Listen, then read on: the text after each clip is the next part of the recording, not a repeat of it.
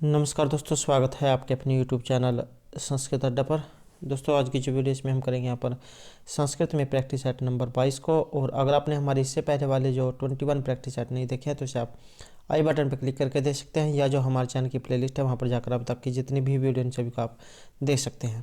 तो एग्जाम की दृष्टि से सभी क्वेश्चन जो यहाँ पर ये महत्वपूर्ण हैं, चाहे आप इसमें एसटेट, सीटेट, यूपीटेट, आरटेट कोई से भी एग्जाम हो इसकी तैयारी कर रहे हैं तो ये क्वेश्चन आपके लिए महत्वपूर्ण है, क्योंकि पहले जो एग्ज़ाम हुए हैं उनमें क्वेश्चन आए हुए हैं। और वीडियो शुरू करने से पहले अगर आपने अब तक हमारे चैनल को सब्सक्राइब नहीं किया तो सब्सक्राइब कर ले, और साथ में जो घंटे वाला आइकन है इसे जोड़ दबाएं, जिससे जो आपको हमारे आने वाली जो वीडियो उसकी नोटिफिकेशन मिलती रहेगी। और दोस्तों, वीडियो को लाइक, कमेंट और शेयर जरूर कीजिएगा और हमारे साथ अंत तक बने रहिएगा। तो हमारा जो यहाँ पर पहला क्वेश्चन है ये कादम्बरी से है। कादम्बरी इनमें से किन की रचना है या किस प्रकार की ये यहाँ पर रचना है। तो बात करें यहाँ पर कादम्बरी की, तो महर्षि जो बाणभट्ट है उनके द्वारा रचित है कादम्बरी। और काव्य विधा में क्या है, ये कथा है। और गुणाढ्य की जो वृत्त कथा इसका आधार ग्रंथ है, 2 खंडों में ये बटी हुई है और श्रृंगार रस इसमें रहेगा। चंद्रपीड़ और पुंडरीक के 3 जन्म जो उसकी कथा इसमें बताई गई है। गद्य और पद्य से मिश्रित होता है चंपू काव्य है। तो अब जब हम यहाँ पर ये थोड़ा सा इसके बारे में देख लेते हैं कि ये कथा वगैरह जो है ये कथा क्या ये होती क्या है। तो अमर कोश जो है उसके अनुसार उसमें अनुभूत विषय का प्रतिपादन करने वाले ग्रंथ को आख्यायिका तथा वाक्य विस्तार की कल्पना करने वाले ग्रंथ जो है उसको कथा कहा गया है। आख्यायिका में कहानी नायक के द्वारा कही जाती है, जबकि कथा में किसी पात्र के द्वारा अथवा नायक के द्वारा कही जा सकती है।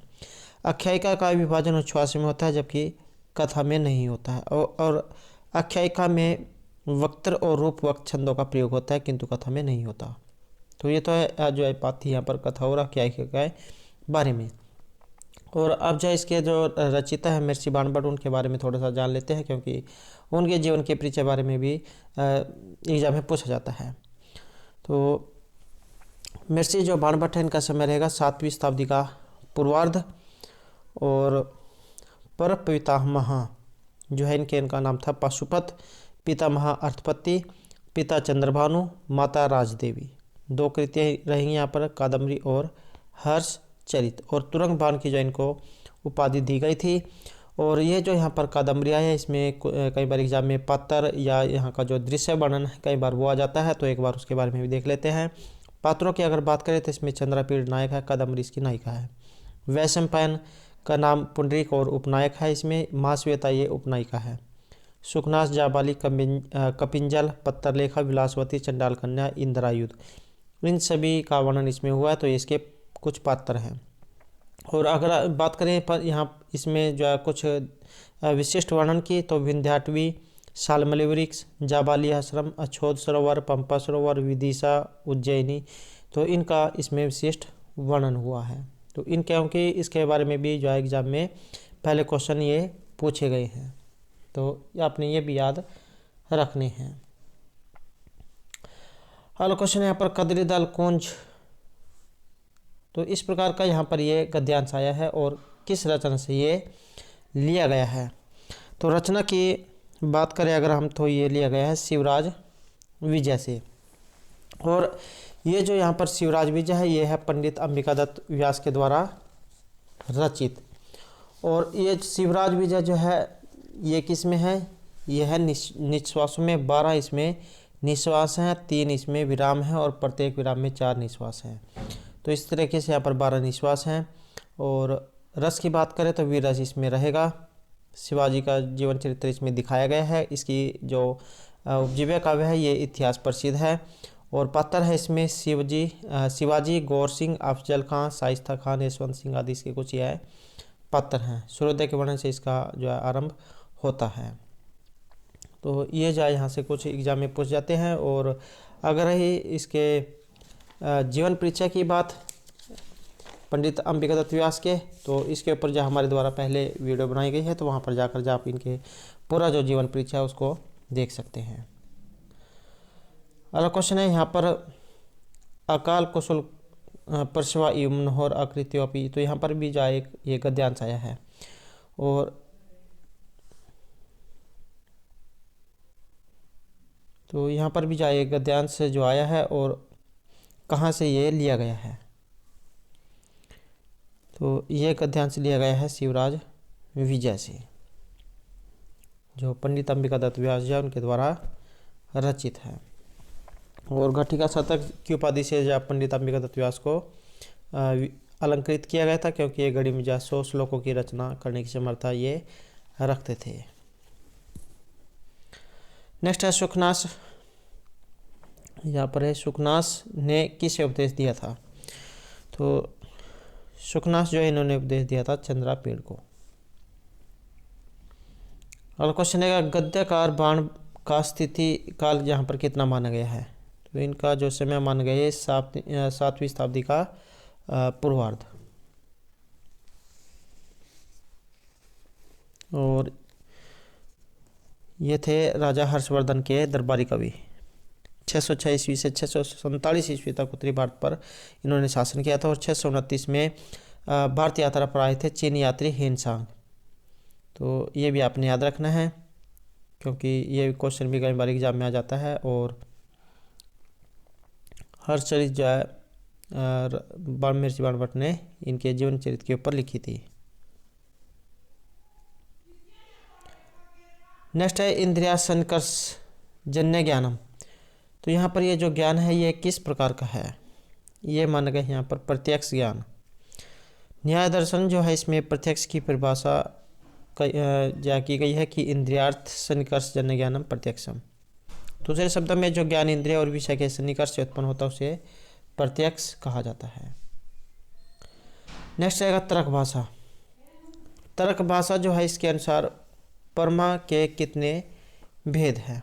तो तर्क भाषा के अनुसार यहाँ पर इसमें पूछे गए हैं। तो तर्क भाषा जो है इसके अनुसार यहाँ रहेगा हमारा ऑप्शन सी यहाँ पर 4 प्रत्यक्ष, अनुमान, उपमान और शब्द। तो इस प्रकार से जो है यहाँ पर इसके ये 4 जो भेद है ये माने गए हैं। और बात करें यहाँ पर तर्क भाषा की, तो ये किन के द्वारा रचित है। तर्क भाषा के जो ग्रंथकार है इसका नाम है केशव मिश्र। और 6 इसमें पदार्थ माने गए हैं: द्रव्य, गुण, क्रम, सामान्य विशेष और समवाय। सांख्यकारी का इसके रचिता है ईश्वर कृष्ण और इनके द्वारा 25 पदार्थ माने गए हैं। प्रमाण माने गए हैं 3: प्रत्यक्ष, अनुमान और उपमान। और योग सूत्र जो महर्षि पतंजलि का है इनके द्वारा प्रमाण की बात करें तो 3 प्रमाण इनके द्वारा माने गए हैं: प्रत्यक्ष, अनुमान, उपमान। और तर्क संग्रह के रचिता है अन्नम भट्ट। इनके अनुसार 7 पदार्थ माने गए हैं: द्रव्य, गुण, क्रम, सामान्य विशेष, समवाय और अभाव। 4 प्रमाण माने गए हैं: प्रत्यक्ष, अनुमान, उपमान, शब्द। और तर्क भाषा है केशव मिश्र की। 6 पदार्थ इनके द्वारा माने गए हैं: द्रव्य, गुण, क्रम, सामान्य विशेष और समवाय। 4 प्रमाण जो इनके द्वारा माने गए हैं: प्रत्यक्ष, अनुमान, उपमान और शब्द। तो ये जो कुछ महत्वपूर्ण रचनाकार थे जो एग्जाम में कई बार आ जाते हैं, तो आपने इनको जरूर याद रखना है। अगला क्वेश्चन यहाँ पर सामान्य किस में रहता है। तो सामान्य जो है ये रहेगा यहाँ पर द्रव्य, गुण और क्रम में। नेक्स्ट है संख्या इनमें से किसे स्वीकार करता है। तो संख्या स्वीकार करता है यहाँ पर ऑप्शन डी। यहाँ पर सत है, सत जायते।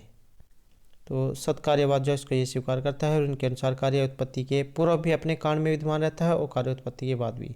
तो सत है, सत जायते। नेक्स्ट है यहाँ पर शकार। शकार जो है इसका विवेचन किस कृति में हुआ है, या ये जो पात्र है यहाँ पर शकार ये किस में आया है। तो शकार नाम का जो पात्र आया है ये रहेगा मृच्छकटिका में। और जो मृच्छकटिका ये शूद्रक के द्वारा रचित है। समय माना गया है इनका ईस्वी पूर्व 1वीं शताब्दी से 6वीं शताब्दी के बीच का। काव्य विधा में ये प्रकरण है। नायक नायिका इसमें चारुदत्त और वसंत सेना है। श्रृंगार रस इसमें रहेगा। आधार ग्रंथ जो है इसमें रहेगा भास के द्वारा रचित चारुदत्त नाटक। नामकरण जो इसका अंक 6 में मिट्टी की गाड़ी वाली जो घटना है उसके आधार पर हुआ है। कुछ पात्र हैं जैसे चारुदत्त, वसंत सेना, और एक जो यहाँ पर विदूषक का नाम एग्जाम में आ जाता है तो मैत्रेय जो यहाँ पर इसके विदूषक का नाम है। आर्यक, सर्विलक, रदनिका, मदनिका, धोता, शकार और पालक ये इसके कुछ प्रमुख पात्र हैं। और यहाँ से एक क्वेश्चन आता है कि जैसे इसमें 10 अंक हैं तो कौन से अंक का कौन सा नाम है, कई बार ये आ जाता है। तो प्रथम अंक जो है इसका नाम है अलंकार न्यास, दूसरे का नाम है द्योतक संवाहक। तृतीय अंक का नाम है संधिच्छेद। चतुर्थ अंक का नाम है मध्यनिका सर्विलक। पाँचवें अंक का नाम है दुर्दिन। छठे अंक का नाम है परिवहन विपर्य। सातवें अंक का नाम है आर्यक अपहरण। आठवें अंक का नाम है वसंत सेना मर्दन। नौवां जो अंक है इसका नाम है व्यवहार और 10वें अंक का नाम है उपसंहार। तो इस प्रकार से इसमें 10 ये अंक है और 10 के नाम अलग अलग है, कई बार एग्जाम में ये आ जाते हैं।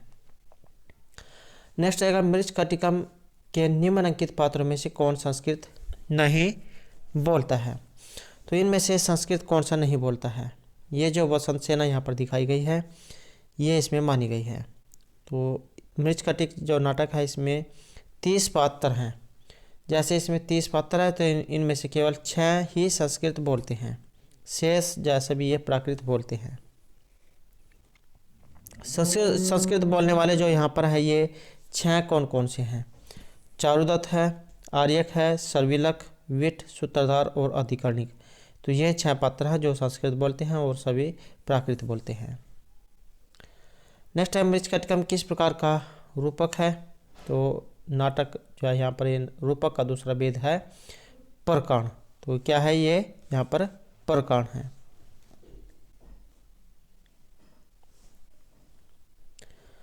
नेक्स्ट है स्वर्गारोहण काव्य के जो रचनाकार है ये इनमें से कौन है। तो इसके रचनाकार है यहाँ पर वररुचि।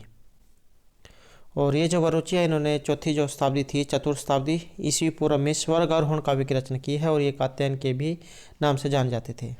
पाणिनि ने जामवती विजय काव्य की रचना की है और पतंजलि ने महानद काव्य और भर्तृहरि ने नीति शतक, नीति श्रृंगार वैराग्य शतक, ये 3 काव्य लिखे हैं।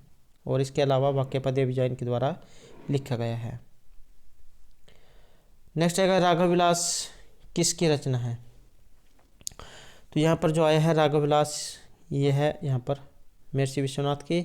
और इसके अलावा और क्या इनके द्वारा रचित है। तो इसके अलावा है साहित्य दर्पण और 10 ये परिच्छेदों में है।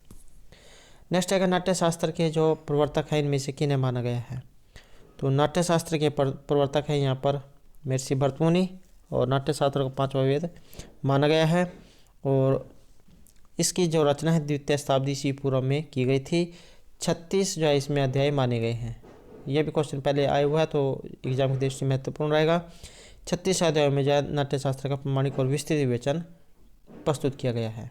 तो 36 इसमें अध्याय हैं। 5वां वेद इसको माना गया है, भरतमुनि के द्वारा ये रचित है।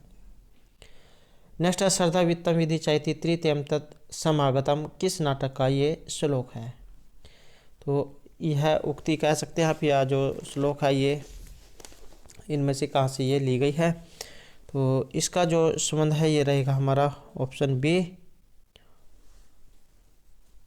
उत्तर रामचरित जायस, इससे इसका संबंध है।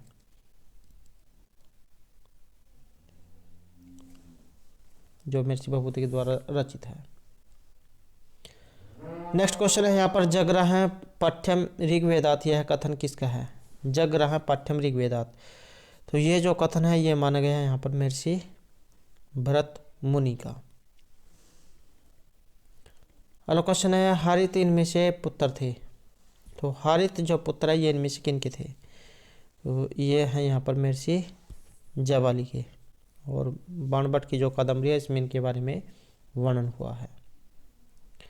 नेक्स्ट आएगा सालमली वृक्ष जो है इसका वर्णन किस ग्रंथ में हुआ है। तो सालमली जो वृक्ष है अछोत सरोवर पंपा सरोवर इन सभी का वर्णन कादम्बरी में हुआ है। नेक्स्ट आएगा नल चंपू की जो कथा वस्तु है इसका मूल आधार क्या है, या नल चंपू जो है यहाँ पर किन के द्वारा रचित है। तो बात करें यहाँ पर नल चंपू की, तो मूल आधार है इसका वन पर्व। महाभारत जो है इसमें जो 18 पर्व है उनमें से जो वन पर्व है वहाँ से इसका जो है आधार ग्रंथ रहेगा। और नल चंपू जो है ये त्रिविक्रम भट्ट जो उनके द्वारा रचित है। नल और दमयंती जो इसकी प्रेम कथा इसमें दिखाई गई है। और यह चंपू काव्य होता क्या है, गद्य और पद्य का मिश्रण जो है चंपू होता है। तो नल चंपू काव्य इसका यहाँ पर ये उदाहरण है। नेक्स्ट क्वेश्चन है नल चंपू के जो रचयिता इनमें से कौन है। तो त्रिविक्रम भट्ट जो है उनके द्वारा यहाँ पर मदालसा चंपू नल चंपू ये रचित हैं। और बात करें यहाँ पर इसके उच्छ्वासों की, ये जो उच्छ्वासों में है और 7 इसमें उच्छ्वास माने गए हैं। नेक्स्ट क्वेश्चन है, सभंग सलेश का सर्वाधिक प्रयोग किस ग्रंथ में हुआ है? तो सभंग सलेश का जो प्रयोग हुआ है ये रहेगा नलचंपू में।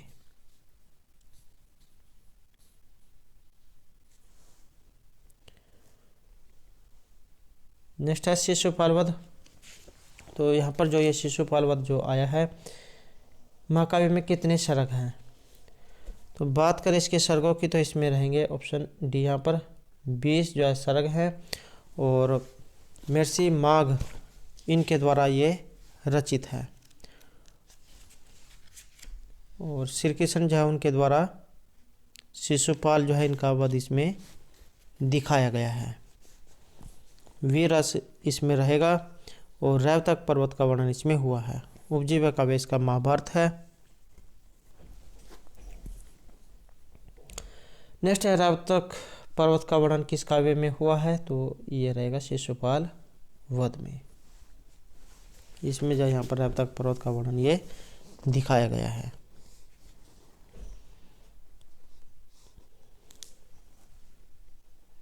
और 4 सर्गों में जो इसका वर्णन हुआ है। कई बार एग्जाम में आ जाता है कि रैवतक पर्वत का वर्णन कितने सर्गों में हुआ है, तो 4 सर्गों में इसका वर्णन जो दिखाया गया है। अगला क्वेश्चन है, स्त्रीणाय शिक्षित पठितो मानि शिशु, यह है मानि शिशु, यह सूक्ति किस ग्रंथ से ली गई है? तो ये जो सूक्ति है ये ली गई है विज्ञान शाकुंतलम से। और ये जो अभिज्ञान शाकुंतलम है ये महर्षि कालिदास के द्वारा रचित। समय है महर्षि कालिदास का 150 ईस्वी पूर्व। और कवि विधा में ये नाटक है। 7 इसमें अंक है। श्रृंगार रस इसमें रहेगा। महाभारत का जो आदि पर्व है वहाँ से ये लिया गया है। मुद्रिका चिन्ह के आधार पर इसका नाम रखा गया था अभिज्ञान शाकुंतलम।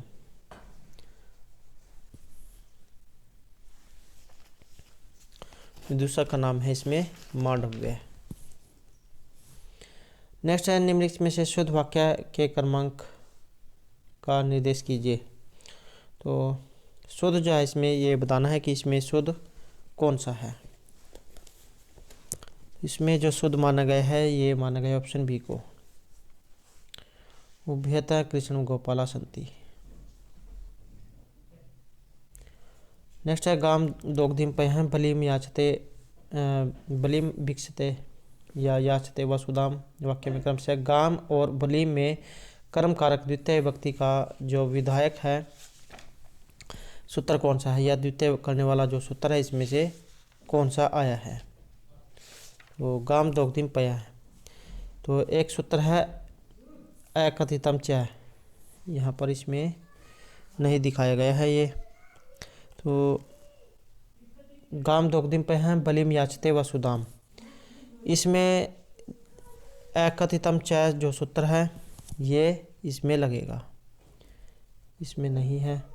अकथितम च एक सूत्र है, एक कथितम च, इसके अंतर्गत जो 16 धातुएं आती हैं। दोहु याच पच दंड रुद्र प्रच ची ब्रू सास जी मत मुस री क्री और वह। तो ये जो इसमें 16 जो धातुएं ये आती हैं और द्विकर्मक इनको धातुओं को माना गया है। तो ये जो है यहाँ पर इसमें सूत्र ये लगेगा। गाम दोग्धिम पे हैं जो आया है और बलिम याचते वसुधाम, तो इसमें जो है ये अकथम चाय सूत्र जो है ये लगेगा। गाय से दूध होता है, इस वाक्य में पह प्रधान क्रम है और गाम अपदान की व्याख्या न होने से गौण क्रम है।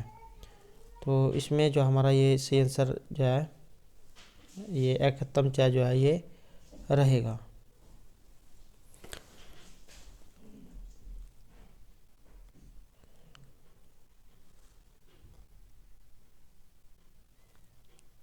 तो ये इसमें ये दिखाया गया है दो या चौड़ा सूत्र अकथितम चाय है इसमें। नेक्स्ट क्वेश्चन है, निम्नलिखित में से शुद्ध विभक्ति प्रयोग किस वाक्य में है? तो शुद्ध वाक्य आप इसमें कौन सा है? इसमें रहेगा ये ऑप्शन डी, मह्यम मोदकम रोचते। ये जो रुच धातु जो होती है इसके योग में चतुर्थी विभक्ति का प्रयोग होता है। जैसे शिशवे क्रीडनकम रोचते या बालकाई मोदकम रोचते या मह्य मोदकम रोचते। ये जो रोच धातु है इसके योग में चतुर्थी जो विभक्ति है उसका प्रयोग होता है और ये मह्यम जो ये चतुर्थी विभक्ति में बना है। अगला क्वेश्चन है निम्नलिखित में से शुद्ध इनमें से कौन सा है। इसमें जो यहाँ पर शुद्ध माना गया है ये रहेगा हमारा ऑप्शन बी मातुः समर्ति। और सूत्र है एक अधिगर्थ देशाम कर्मणि अधिपूर्वक ई धातु अर्थात समर्पण करना, दया करना और इस समर्थ होना, इन अर्थ वाली धातु के क्रम में षष्ठी जो विभक्ति है उसका प्रयोग किया जाता है। जैसे उसका यहाँ पर उदाहरण ये दिया गया है मातुः समर्ति या रामस्य दयामान है, गात्राणाम अनिश्वासमी संवृत है। तो यह इसमें आपने याद रखना है। सूत्र है अधिकर्थ देशाम कर्मणि, अधि उपसर्ग लगेगा इसमें और उसके बाद ई धातु लगेगी समन करने अर्थ में, दया धातु लगेगी दया करने अर्थ में और इस धातु लगेगी समर्थ होने अर्थ में, समन करने अर्थ में। तो मातुः समर्ति जाए इसका ये यहाँ पर उदाहरण है। अगला क्वेश्चन यहाँ पर धिक। धिक के योग में कौन सी विभक्ति का प्रयोग होता है। तो इसमें रहेगा ये ऑप्शन डी, द्वितीय जो विभक्ति है उसका प्रयोग यहाँ पर इसमें रहेगा।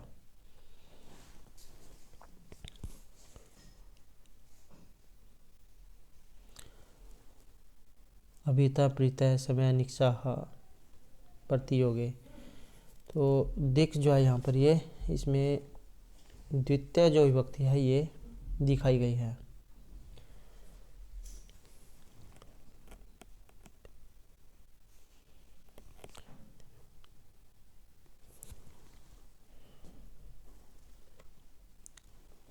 इसमें सूत्र है ये उपसर्वतः उपसर्वतासु कार्यो धिक उपरियादिषु तीसु द्वितीय अमृतांशु ततो अन्य अत्रापि दृश्यते।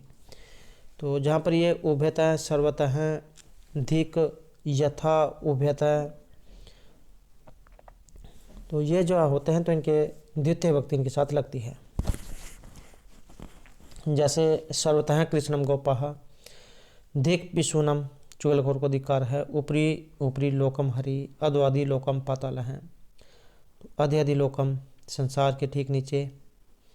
तो द्वितीय जो विभक्ति इसमें ये लगती है दिक के योग में। और उभयता सर्वता कार्यता ये इस प्रकार का एक सूत्र है। हेलो क्वेश्चन है शरीर के किस अंग के विकार होने पर उसमें किस विभक्ति का प्रयोग होता है। तो अंग विकार में सूत्र लगता है ये अंग विकार है और द्वितीय जो विभक्ति है इसका प्रयोग यहाँ पर रहेगा। नेक्स्ट है स्वस्ति के योग में किस विभक्ति का प्रयोग होता है। तो नमः स्वस्ति स्वाहा सवधा अलम वसठ। तो ये जहाँ पर होता है तो इसके योग में चतुर्थी जो विभक्ति है उसका प्रयोग किया जाता है। जैसे ईश्वराय नमः, निरपाय स्वस्ति, अग्नि स्वाहा। नेक्स्ट है ये है यहाँ पर जटाभिताप से है। जटाभिताप से है में तृतीय विभक्ति विधायक सूत्र कौन सा है। तो यहाँ पर ये लक्षण जो इसमें कुछ दिखाए गए हैं तो थम्बोस लक्षण जो सूत्र इसमें लगेगा जहाँ पर कोई लक्षण चिन्ह प्रकट होते हैं, जैसे जटाव से कोई तपस्वी मालूम पड़ता है। नेक्स्ट है इनमें से शुद्ध वाक्य कौन सा है। तो यहाँ पर जो शुद्ध वाक्य दिखाया गया है ये रहेगा ऑप्शन ए, गुरु शिष्याय क्रोधयति। तो क्रोध दूर ईर्ष्या जो है यहाँ पर इसके कारण यहाँ पर इसमें जो है ये चतुर्थी जो विभक्ति है इसका प्रयोग किया गया है। क्रोध दूर ईर्ष्या असूया यम प्रति कोप है। क्रोध द्रुह ईर्ष्या असूया इन धातुओं के योग में ये क्रोध जहाँ पर क्रोध किया जाता है चतुर्थी विभक्ति इसमें होती है। जैसे पिता पुत्राय क्रोधयति, दुष्टा सज्जनेभ्यो दुर्हन्ति या सीता रावण एकोप्यत। तो ये इसके उदाहरण हैं। अगला क्वेश्चन है वह गाय से दूध दोहता है का सही अनुवाद इनमें से कौन सा होगा। तो वह गाय से दूध दोहता है, तो इसमें जो सी आंसर माना गया है ये रहेगा ऑप्शन डी, सह गाम पयः दोग्धी। वह गाय से दूध दोहता है।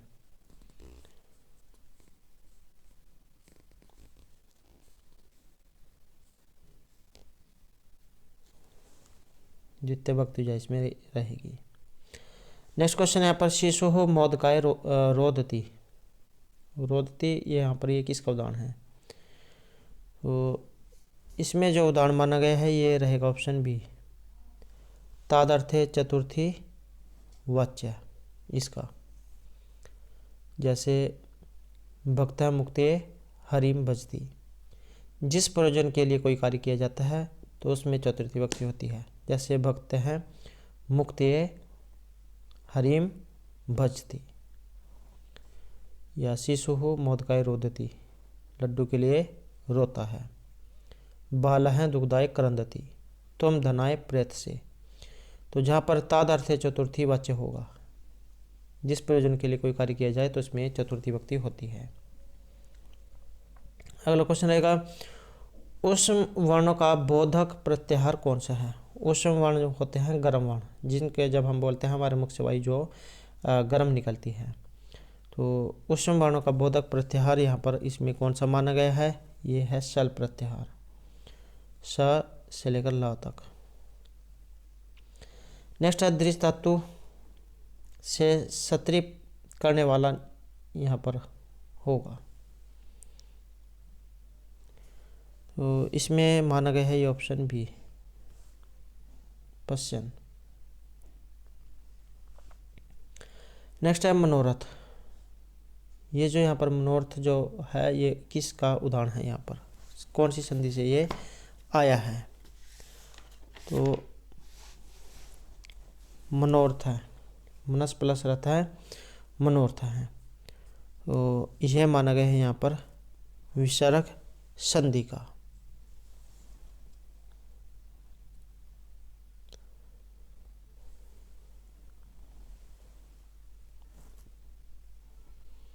नेक्स्ट है अक्षय मिलकर बना है। ये जो क्षय जो होता है क और श इनसे मिलकर बनता है क्षय, तो यह रहेगा यहाँ पर ऑप्शन ए। नेक्स्ट है दा धातु है यहाँ पर देन अर्थ में और किस गण से ये ली गई है? अब गण जो है यहाँ पर 10 ये माने गए हैं, तो इनमें से जो दा धातु है किस गण से ली गई है? ये ली गई है ज्योत्यादि गण से। अब जो गण है ये 10 होते हैं, भुआदि, आदादि, ज्योत्यादि, दिवादि और स्वादि, तुदादि, रुदादि, तनादि, क्रियादि और चुरादि गण। और ये जो दा धातु है ये ज्योत्यादि गण में है। और इसके अलावा कौन कौन सी है? हु धातु, धा धातु, भी धातु, भ्री, हाँ।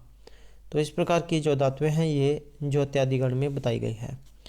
और एक एग्जाम में ये जो ज्योत्यादि जो गण हैं इसमें सलो या जो सप करने वाला जो सूत्र है कौन सा है और या इसमें क्या होता है? तो ज्योत्यादि व्यय सलहो एक सूत्र है, इससे सलहो इसमें होता है, सप जहाँ उसको सलू इस पे होता है। उसके बाद सलो एक सूत्र है, उससे द्वित्व होता है और अन्य कार्य होते हैं। नेक्स्ट है मैं बाजार जाता हूँ का संस्कृत में कर्मवाच्य कौन सा होगा? अब वाच्य 3 प्रकार के होते हैं, कर्तृकर्म और भाववाच्य। तो कर्मवाच्य यहाँ पर इसमें कौन सा है? तो कर्मवाच्य में इसमें कौन सा ये बना है?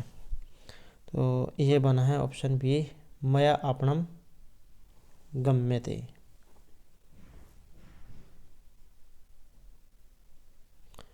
नेक्स्ट है उपौषति जो यहाँ पर संधि आई है, या एग्जाम में कई बार संधि विच्छेद भी आ जाता है कि इसका जो संधि विच्छेद है ये कौन सा है? तो उप प्लस औषधि, उपौषति और पर रूप जो है इसमें जो संधि है ये रहेगी, पर रूप संधि है। और एंगी पर रूपम सूत्र है जिससे पर रूप होता है। इसका एक और उदाहरण है प्रेजते, प्र प्लस एजते प्रेजते और उप प्लस औषधि उपौषधि, ये पर रूप संधि के उदाहरण हैं। इसके अलावा और भी हैं जैसे शकंदु, करकंधु, मनीषा, पतंजलि, शिवायु नमः, शिवेहि, तो सभी जाय इसी में से लिए गए हैं, यही के जाए उदाहरण हैं। नेक्स्ट क्वेश्चन हमारा नई प्लस एक है, इसमें संधि कौन सी आई है? तो नई प्लस एक है, इसमें जो संधि है ये रहेगी हमारी ऑप्शन सी, वृद्धि संधि इसमें रहेगी। न प्लस एक का नई का है।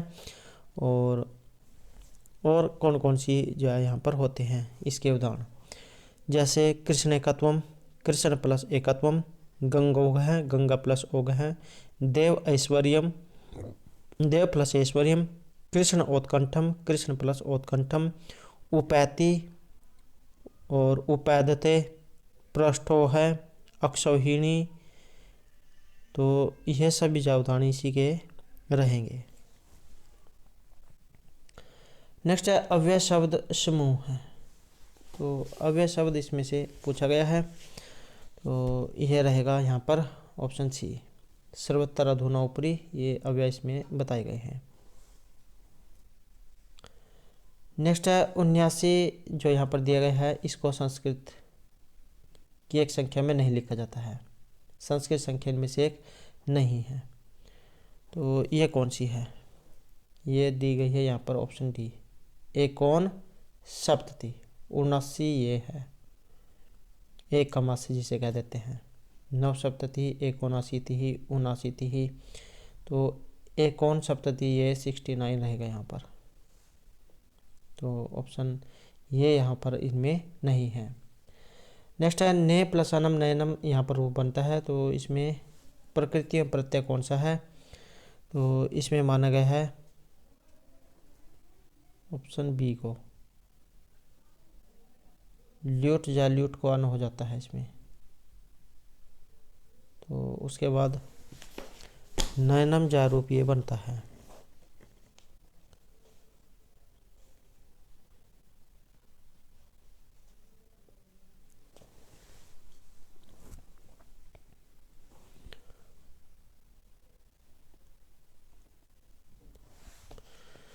इसमें जो है यहाँ पर ये रहेगा सही, आप जो इसको सही कर लेना। ने प्लस लूट, या फिर जो है इसमें अगर ने धातु है तो इसको ए होता है, उसके बाद ल्यूट, ल्यूट को अन, और एच ओ आई वाई जो इसमें सूत्र है, ये जो है ए को आए जो है ये करता है। तो उसके बाद रूप बनेगा नयनम, नयनम जो है ये ने प्लस अनम नयनम। ए जो है ए को अय होता है, ए चाहे वह सूत्र के द्वारा। तो इसमें प्रकृति और प्रत्यय तो इसमें ल्यूट है। तो आप इसमें जो है कमेंट करना, बी वाला सही रहेगा या सी वाला, क्योंकि एच ओ आई वाई जो सूत्र है उससे आय होता है, ने को आय नयनम। और यहाँ पर ल्यूट है, ल्यूट को भी अन होता है। तो आप जो है इसके बारे में कमेंट जरूर कीजिएगा, सी वाला सही रहेगा या बी वाला। नेक्स्ट क्वेश्चन यहाँ पर अंतस्थ वर्ण, अंतस्थ जो वर्ण है ये इनमें से कौन सा है?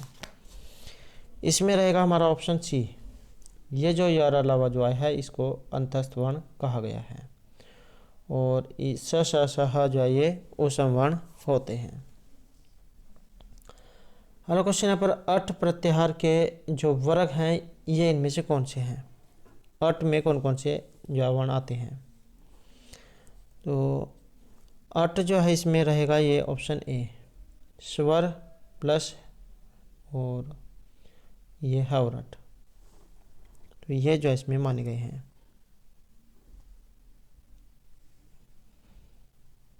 अगला क्वेश्चन है वसंत ऋतु हो, इसमें संधि, वसंत ऋतु यहाँ पर दिया गया, वसंत ऋतु हो गए। तो इसमें जो संधि है ये कौन सी है? रि को और गुण होकर यहाँ पर इसमें गुण जो संधि है ये मानी गई है। जैसे कृष्णार्धी है, कृष्ण प्लस रिद्धि कृष्णार्धी, तब लकार है तब प्लस लिकार है। तो गुण संधि जो इसमें रहेगी। नेक्स्ट क्वेश्चन है संस्कृत साहित्य में किस कवि की रचना को विद्वद औषधम कहा गया है? विद्वानों के लिए औषधि। तो ये कहा गया है श्रीहर्ष की रचना जो है नैषधीयचरित, नैषध विद्वोदम, आपने जो ये सुना होगा। तो इनके बारे में यहाँ पर ये कहा गया है श्रीहर्ष की जो रचना है नैषधीयचरित। और ये जो नैषधीयचरित है, और अगर हम इसके यहाँ पर सर्गों वगैरह की जो है बात करें तो नैषधीयचरित में है 22 सर्ग, 22 जो है इसमें सर्ग हैं। और काव्य विधा में ये महाकाव्य हैं। 2830 जो है इसमें श्लोक हैं। महाभारत का नलोपाख्यान जो इसका आधार ग्रंथ है। श्रृंगार रस इसमें रहेगा। नल और दमयंती की प्रेम कथा जो इसमें दिखाई गई है। अगला क्वेश्चन यहाँ पर पितृ शब्द का, पितृ शब्द का जो संबोधन एक वचन का जो रूप है ये इसमें कौन सा है? तो संबोधन और प्रथमा जो है सेम मानी गई है, तो इसमें रहेगा ये ऑप्शन सी सही माना गया, हे पिता है। नेक्स्ट क्वेश्चन रहेगा निम्न में से कौन सा संयुक्त व्यंजन है? संयुक्त होता है जो दो अक्षरों के योग से बनता है। तो ज और य के संयोग से बना है ज, तो ये ज संयुक्त वर्ण यहाँ पर रहेगा।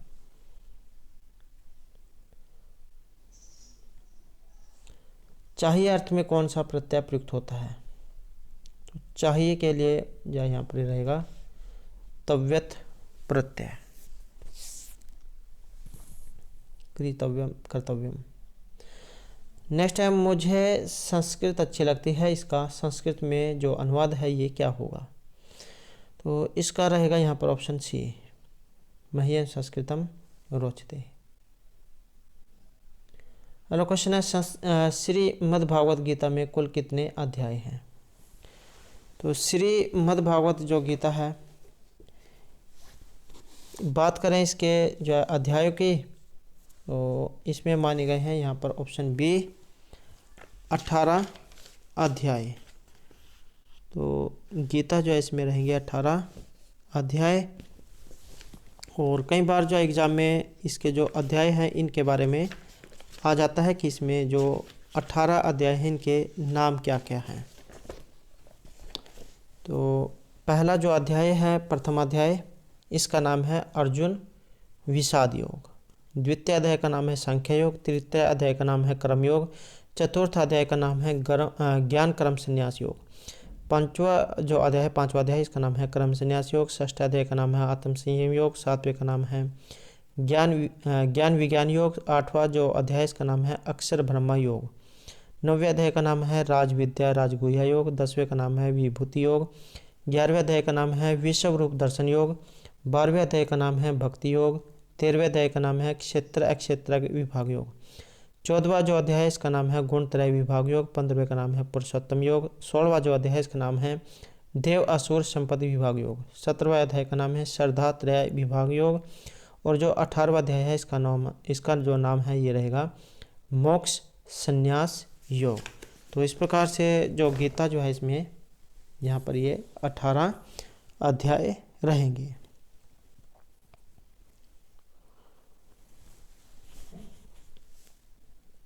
अगला क्वेश्चन है यहाँ पर कारक है। कारक में क्री प्रत्यय है, क्री धातु है इसमें, और प्रत्यय इसमें कौन सा है? तो प्रत्यय की अगर हम यहाँ पर देखें तो इसमें रहेगा अणुवोल प्रत्यय। क्री धातु अणुवोल प्रत्यय, और अणुवोल जो है वो इसमें वो शेष बचेगा, वो को आग जो हो जाता है, उसके बाद अन्य कार्य होकर कारक जो है रूप ये बनता है। अगला क्वेश्चन यहाँ पर अव्ययभाव समास से है, तो अव्ययभाव समास का उदाहरण इनमें से कौन सा है? या जो अव्ययभाव समास है ये होता क्या है? इसकी जो पहचान की अगर हम बात करें तो जिसमें शुरू में अवयव या उपसर्ग दिया गया होता है तो वहाँ पर अव्ययभाव समास होता है। तो इसमें जो शुरू में अव्यय या उपसर्ग दिया गया है अधि हरि में, तो इसमें जो यहाँ पर ये अव्ययभाव समास रहेगा।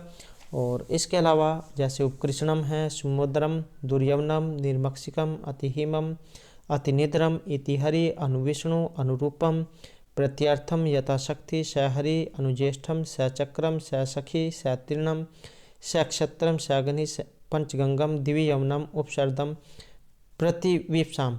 तो ये सभी जो है यहाँ पर अव्ययभाव समास के उदाहरण हैं। इसमें बहुव्रीहि समास है, इसमें षष्ठी तत्पुरुष समास है और इसमें द्विगु समास है। नेक्स्ट क्वेश्चन रहेगा, निम्न में से कौन चतुर्विंशी शास्त्रीय संहिता के नाम से जाना जाता है? तो 24,000 श्लोक वाली इसमें से किसे कहा गया है चतुर्विंशी शास्त्रीय संहिता? तो यह कहा गया है यहाँ रामायण को। तो रामायण जैसे यहाँ पर ये चतुर्विंशी शास्त्रीय संहिता कहा गया है, क्योंकि इसमें 24,000 श्लोक माने गए हैं। नेक्स्ट क्वेश्चन यहाँ पर सचुत्व संधि का उदाहरण इनमें से कौन सा है? तो सचुत्व करने वाला रहेगा यहाँ पर ये ऑप्शन बी, स्तोश्चु नाश्चु सूत्र है, जिससे सचुत्व होता है।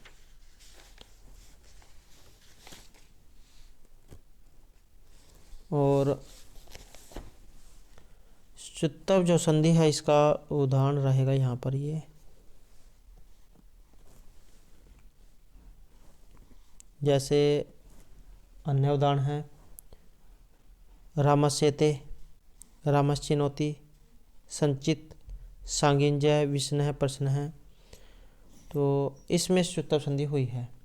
और जैसे है अगर इसी के मिलता जुलता जाता है एग्जाम में, यह सचुत्व संधि का स्तोश्चुनाश्चु सूत्र इसमें लगता है, जिससे सचुत्व होता है। और स्टूनस्टु सूत्र है, इससे जस्तुत्व होता है। जैसे राम षष्ठ है, रामस प्लस षष्ठ है, रामस टीकते, रामस प्लस टीकते। पेष्टा उदाहरण है, पेश प्लस ता, पेष्टा। और जैसे यहाँ पर आया है तट्टी का, तत् प्लस टिक्का। चक्रिन ढोक से, चक्रिन प्लस ढोक से।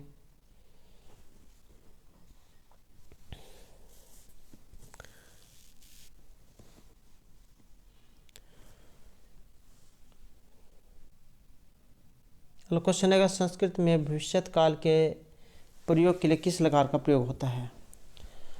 तो भविष्यत काल जो है यहाँ पर इसके लिए रहेगा ऑप्शन सी, लिट लकार। तो जैसे गण 10 होते हैं, तो इसी तरह से जो लकार जो हैं इनकी भी संख्या 10 मानी गई है। लट, लिट, लुट, लिट, लेट, लोट, लंग, लिंग, लुंग और लिंग। और इनमें से सिर्फ जो लेट जो लकार है इसका प्रयोग केवल वेद में होता है। नेक्स्ट है पीताम्बरम इति, जो यहाँ पर दिया गया है पीताम्बर शब्द, इसमें समास पूछा गया कि कौन सा है। तो समास रहेगा इसमें जो है यहाँ पर ये कर्मधारय समास माना गया है। और बहुब्रीहि जो समास है ये भी इसमें होता है। यहाँ पर कर्मधारय समास में प्रथम या दो, कर्मधारय जो समास है इसमें प्रथम या तो द्वितीय का विशेषण होता है और द्वितीय सर्वसंगी होता है।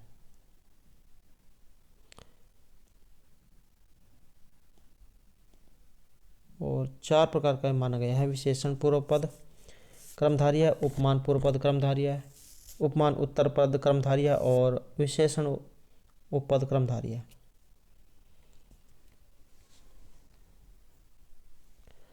अगला क्वेश्चन है, पर पौरवशाला का जो विग्रह है इनमें से कौन सा है? तो पौरवशाला कहाँ विग्रह है? इसका रहेगा यहाँ पर ऑप्शन बी, पौरवशालायाम शालायाम भव है। तो पौरवशाला इसका यहाँ पर उदाहरण ये रहेगा।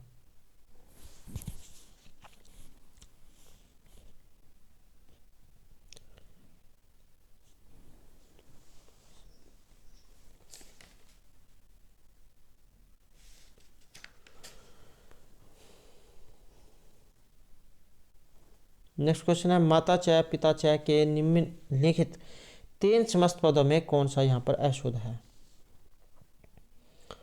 तो माता च पिता च, यहाँ पर जो इसमें से कई क्वेश्चन निकल के आ जाते हैं। माता च पिता च का एक तो यहाँ पर ये इनमें अशुद्ध ही बताना है कौन सा है। तो अशुद्ध जो है इसमें माना गया है ये माता पितरों, ये इसमें अशुद्ध माना गया है। और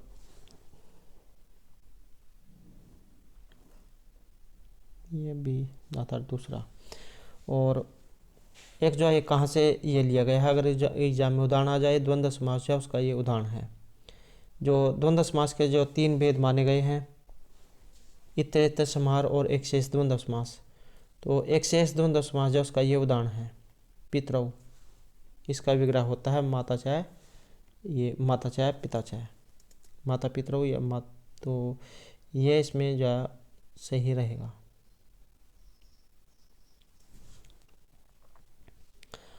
नेक्स्ट क्वेश्चन है पर पंचवटी।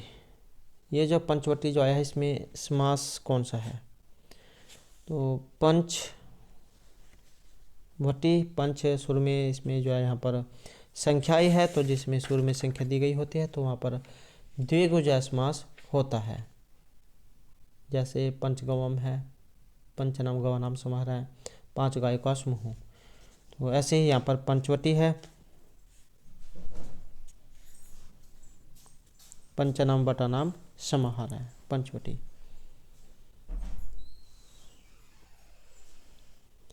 अगला क्वेश्चन है इंद्र चाग्नि चा का समस्त जो रूप है इनमें से कौन सा होगा? तो इसका जो यहाँ समस्त रूप माना गया है ये इंद्राग्नि को, ऑप्शन डी। और इंद्राग्नि, इंद्र और अग्नि, तो इसमें द्वंद्व समास ये माना गया है। द्वंद्व समास के 3 भेद होते हैं, इतरेतर समाहार और एक शेष द्वंद्व समास। इतरेतर द्वंद्व समास का उदाहरण है शिवकेशव, समाहार का रहेगा पाणिपादम और एक शेष का है पितरौ। अगला क्वेश्चन यहाँ पर निम्नलिखित वर्गों में किस वर्ग में समास का उदाहरण अशुद्ध है? तो किस वर्ग में समास का उदाहरण यहाँ पर ये अशुद्ध दिखाया गया है? तो इसमें माना गया है ये ऑप्शन बी में, अर्थात दूसरे में, पंचगवम द्वियमनम।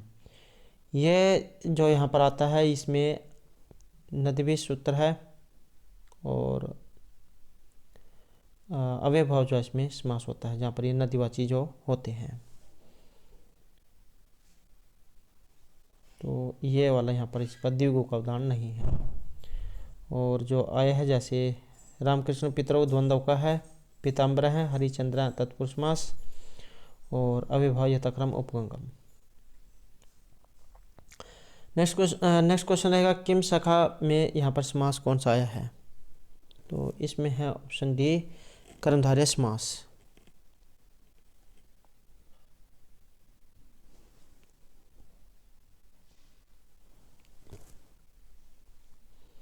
अगला क्वेश्चन है निम्नलिखित वाक्यों में जो शिशु शब्द है इसमें शुद्ध विभक्ति किस वाक्य में आई है? तो इसमें मानी गई है ये ऑप्शन सी में, शिशु किरणकम रोचते। रुचि अर्थानाम प्रियमाण सूत्र है, तो ये इसमें लगता है रुच धातु के योग में, चतुर्थी विभक्ति। तो शिशु किरणकम रोचते, ये जो यहाँ पर इसका बनेगा। और या फिर अन्य उदाहरण है जैसे बालकाय मोदकम रोचते। नेक्स्ट है महेश्वर सूत्रों में जो चौथा सूत्र कौन सा है? शिव के डमरू से जो निकले थे 14 सूत्र ये निकले थे, तो चौथा जो नंबर है ये इनमें से किसका है? तो इसमें जो चौथा नंबर माना गया है ये रहेगा हमारा ऑप्शन ए औच। पहले नंबर पे है ऐ उण, दूसरे पे ऋलिक, तीसरे पे ए ओंग और चौथे पे है ऐ औच। 5वें नंबर पे है व्रट, छठे नंबर पे है लन, उसके बाद है यम गणनम, 8वां नंबर जो है इसमें है झभ्य, 9वें नंबर पर गड़घस, 10वें नंबर पर है जब गड़दस और 11वां जो नंबर है ये है कप चढ़तों का और 12वां जो नंबर है ये कप्या का है, 13 नंबर सस्सर का और 14वां जो नंबर है ये यहाँ पर हल का है। नेक्स्ट है लता कुंजम गुंजन मधुबदली पुंजम चपलियन में जो अलंकार है ये कौन सा है? तो अलंकार है इसमें ऑप्शन सी अनुप्रास जो है यहाँ पर इसमें अलंकार आया है। अनुप्रास शब्द साम्य वैषम्यापी समरस्यत, यह अनुप्रास अलंकार का लक्षण है। और लता कुंजम गुंजन ये इसका यहाँ पर उदाहरण है।